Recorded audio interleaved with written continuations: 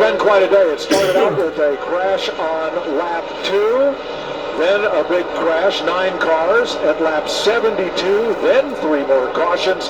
Here's a radio remix on what has been a wild day at Dover.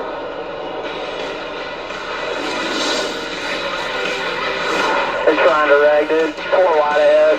Check up, check up. We're killed.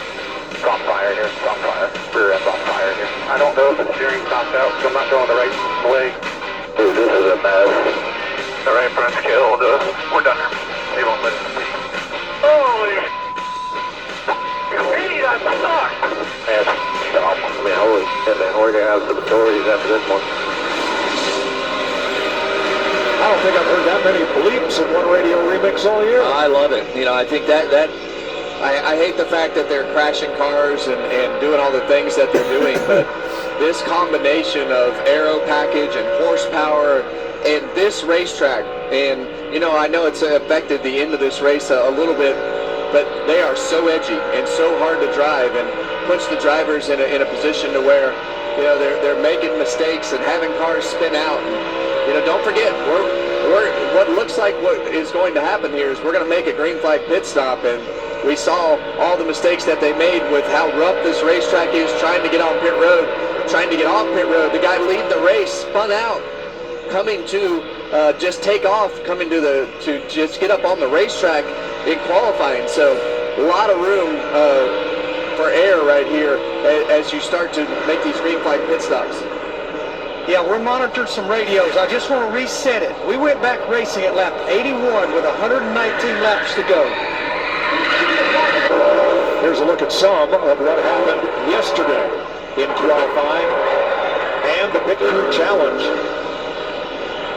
And that right there, Denny Hamlin was just going out of the pits, just trying to get the tires warm. 1/3 of the field had trouble in qualifying. Sorry, back to Larry. No, that's okay. We went back racing at lap 81. That's 119 laps to go. Split that right down the middle. That's 60 laps a run. That means you're coming about lap 140, 141. We may see some come a little early, 135. Billy Scott told Tyler Reddick a while ago, though, about lap 140. They're going to split it right down the middle. Well, there you go, and you know you're going to try to do something to close this gap on Denny Hamlin, but the gap, Kevin, Denny Hamlin's done a masterful job of creating a gap and taking some of the pressure off of himself and that team if, in fact, we go to this green flag stop that you spoke of. Well, it allows him to do several things. When he has that gap, it allows him to back the entry of the corner up, make sure that he's not sliding the car off the corner, not pushing the right front tire too hard. And if you can maintain that gap coming to pit road, it allows you to back that entry up and give up a couple seconds if you have to on your pit road entry, not push the speed down pit road, and not do what you did in qualifying, getting off the pit road. But this takes pressure off everybody. Him in the driver's seat approaching pit road, you know, you don't have to charge near as hard. You've got a comfortable margin to be able to give up a little bit. But you know they're going to try something. Short pit, stay out longer, try to give luck a chance to operate with some of these guys. Somebody's going to do something different. Tell me about this 10 car and Ty Dillon. College Racing not having a relationship with Chevrolet. What are they missing? Everything. Well, yeah. Like well, what? Simulation. Simulation is really the main thing that you miss in order to get those heights right, get your spring time.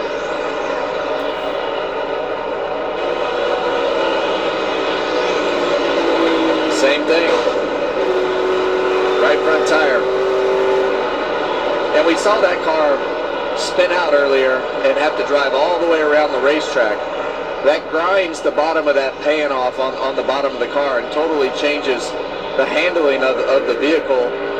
And they've had nothing but trouble with what is apparently a tight race car, tearing up that right front tire. Blaney Stonehouse playing top here at the 14th place. Yeah, Blaney's worked his way up to 14th in what looks like a transformer race vehicle.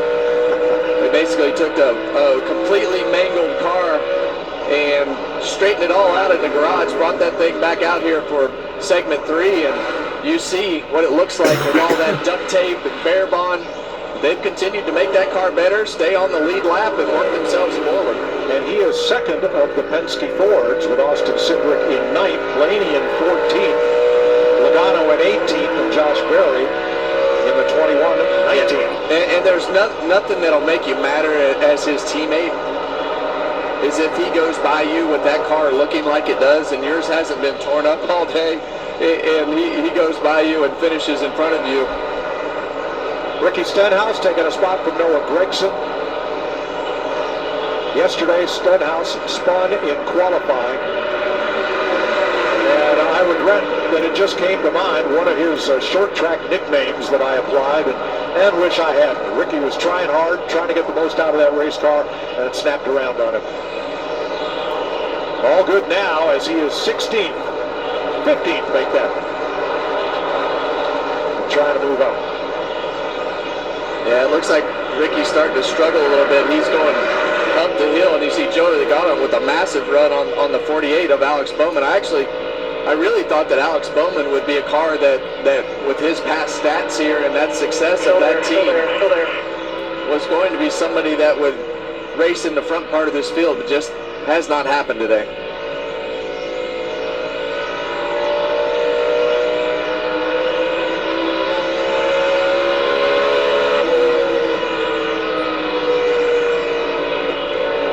A lot of lane choices to be able to choose. You see all these cars. Oh, here we go. First to the takers for pit road under green. Carson Hocevar. That's exactly what you don't want if you're all those cars that just pitted. Lap 139. Logano right between